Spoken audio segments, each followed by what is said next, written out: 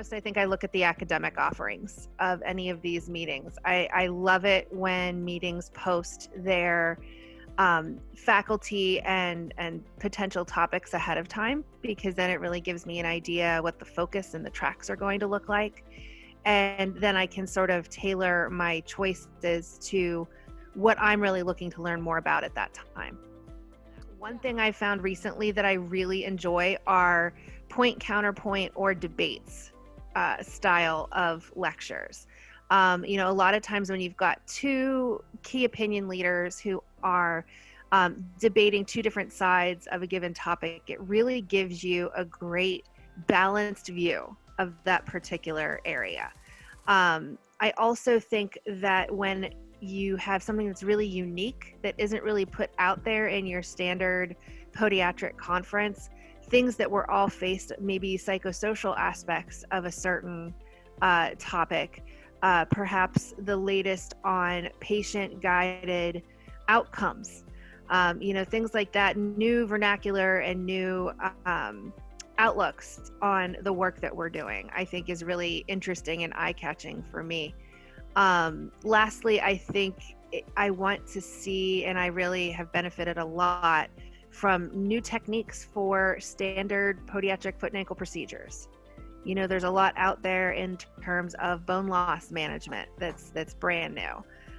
There's a lot emerging with minimally invasive procedure techniques. So I think for me, at least, those have been some of the most beneficial and interesting topics I've seen lately. Because if you think about what podiatrists are doing in their practices today, they are likely juggling a very heavy load of all of those aspects. It's important for a very surgically focused DPM to still understand biomechanics and the latest theories on orthotic management and PRP injections, corticosteroid injections, things that wouldn't fall under your stereotypical surgical lecture track. Conversely, it's really important for a non-surgical podiatrist to understand what they might be referring their patients for, so that they can evaluate that patient a little bit more comprehensively and point them in the right direction. And practice management affects everybody.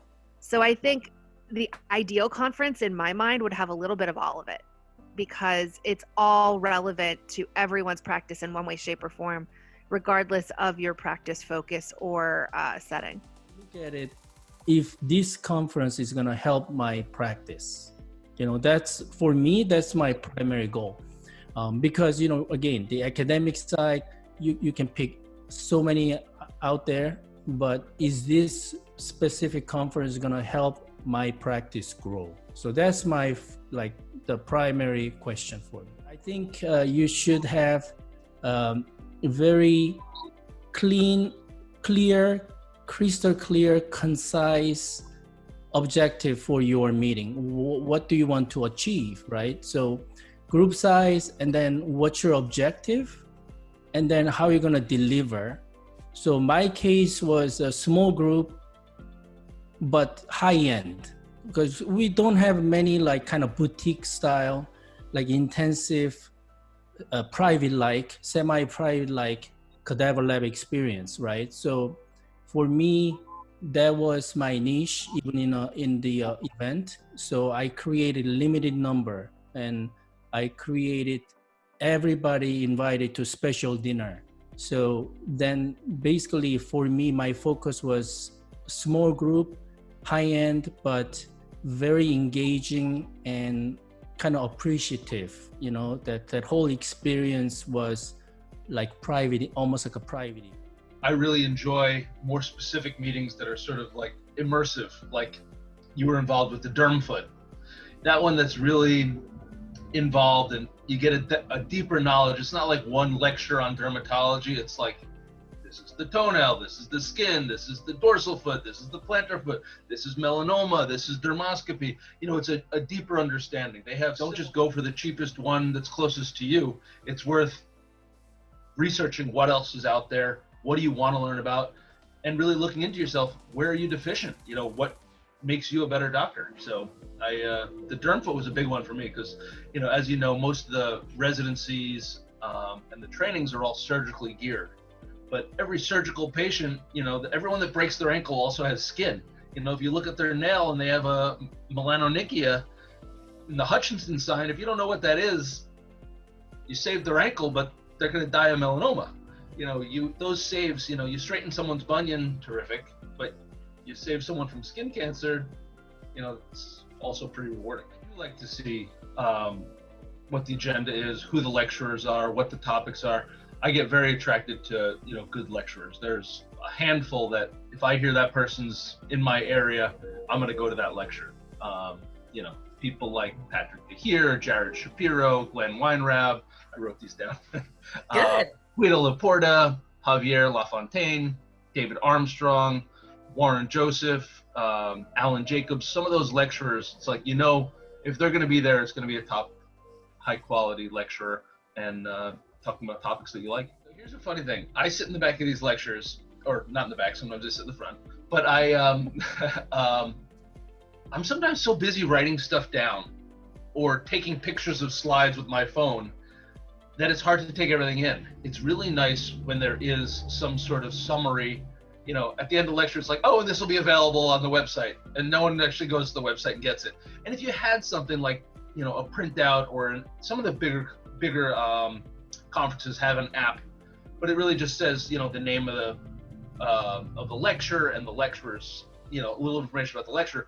But it's really nice to go home with a synopsis or the key points, or even some slides of the lecture. When I come to a conference, I want to leave being better than I was when I came to it. And so we spend so much time on the knowledge and mental component, and then we skip over the physical part, unless it's with this very specific format of the sponsor. So what I would like is to be able to sit down with, say, some national expert of some particular thing, whatever that is, and have a certain amount of time with that person and literally pick their brain as to what they do, where they go wrong, how could they do better, a really physical hands-on component to the conference.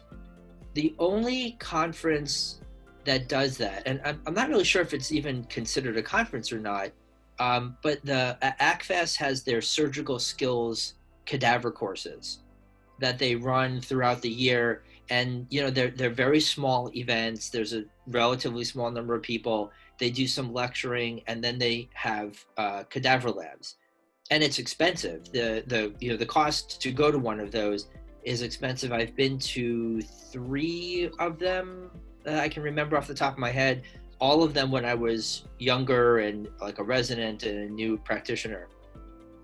And they were excellent because you learn something and then you go apply it in a lab, and you'd mess around and you'd see what you did wrong, and you'd like deliberately do something wrong just to see what would happen with it. Because you can't do that on a patient. That's completely unethical. So to have something like that at a conference where I can take, such and such national expert and just ask that person questions. How do you get through this faster? What's your dissection like over here? That kind of thing would be incredibly valuable.